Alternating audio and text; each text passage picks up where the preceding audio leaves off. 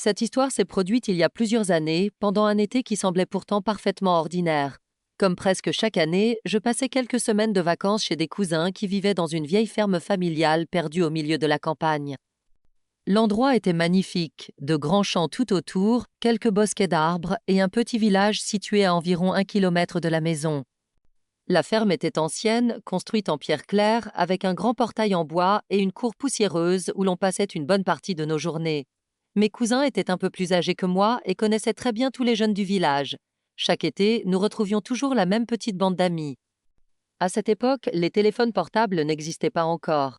Quand on voulait se retrouver quelque part, il fallait simplement se donner un lieu et une heure approximative. Ce soir-là, nous avions décidé de nous retrouver sur la petite place du village après le dîner. Le dîner s'était terminé tranquillement à la ferme. Comme souvent l'été, nous avions mangé dehors, autour d'une grande table en bois installée sous une vieille treille.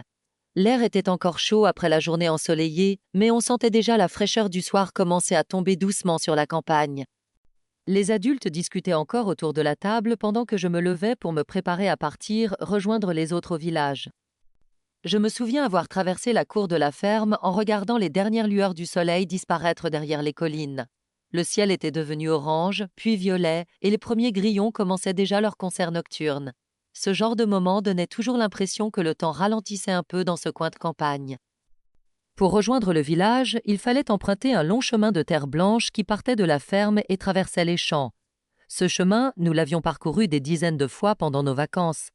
En journée, il était animé par les allées et venues des tracteurs et des habitants du coin, mais le soir, il devenait presque désert. Je marchais tranquillement, les mains dans les poches, profitant du calme qui régnait autour de moi. La campagne avait cette atmosphère particulière la nuit, un mélange de silence profond et de petits bruits naturels, les insectes, le vent dans les herbes, parfois un chien qui aboyait au loin dans le village. Au bout de quelques minutes de marche, alors que j'étais déjà bien engagé sur le chemin, j'ai aperçu une silhouette qui avançait dans ma direction, venant des champs. Au début, la lumière était trop faible pour distinguer clairement qui c'était. La personne marchait lentement, les épaules légèrement penchées, comme quelqu'un qui rentrait chez lui après une longue journée de travail. Plus la silhouette se rapprochait, plus certains détails devenaient reconnaissables. La démarche, la manière de marcher avec les mains dans les poches, la façon dont la personne inclinait légèrement la tête en avançant, petit à petit, j'ai commencé à croire reconnaître quelqu'un. Quand la personne s'est suffisamment approchée, j'ai finalement vu son visage à la lueur du crépuscule. C'était Stefano, un garçon du village que je connaissais depuis plusieurs étés. Il faisait partie du groupe des plus grands et il passait souvent du temps sur la place avec les autres. Stefano était toujours quelqu'un d'assez calme, mais très sympathique avec tout le monde. Même avec les plus jeunes comme moi, il prenait toujours le temps de discuter ou de plaisanter un peu. Cela faisait presque un an que je ne l'avais pas vu. Lorsqu'il m'a reconnu, il m'a salué très naturellement, comme si c'était la chose la plus normale du monde de se croiser sur ce chemin. Son ton était détendu, presque joyeux, comme quelqu'un qui retrouve une connaissance après un certain temps. Nous avons donc commencé à marcher ensemble vers le village. La conversation s'est installée très facilement. Nous parlions des vacances, de la chaleur de l'été, des récoltes dans les champs autour de la ferme. C'était une discussion simple, presque banale.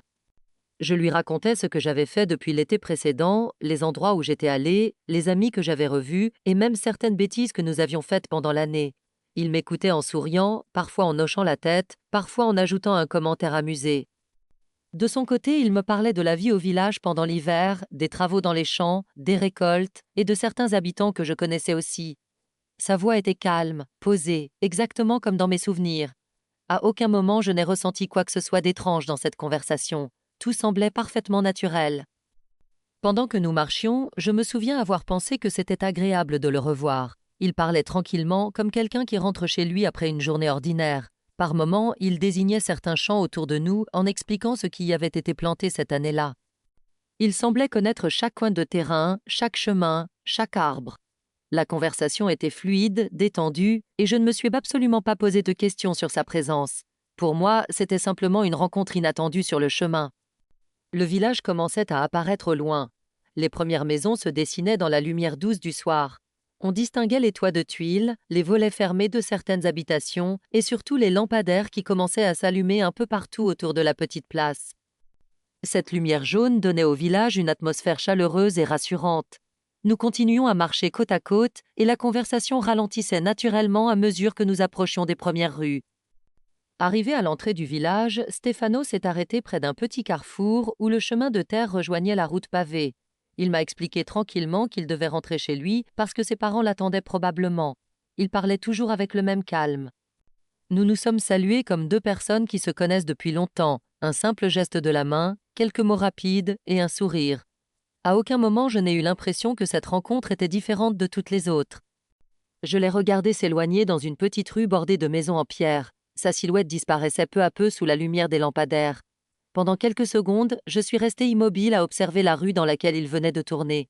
Puis j'ai repris ma marche vers la place du village.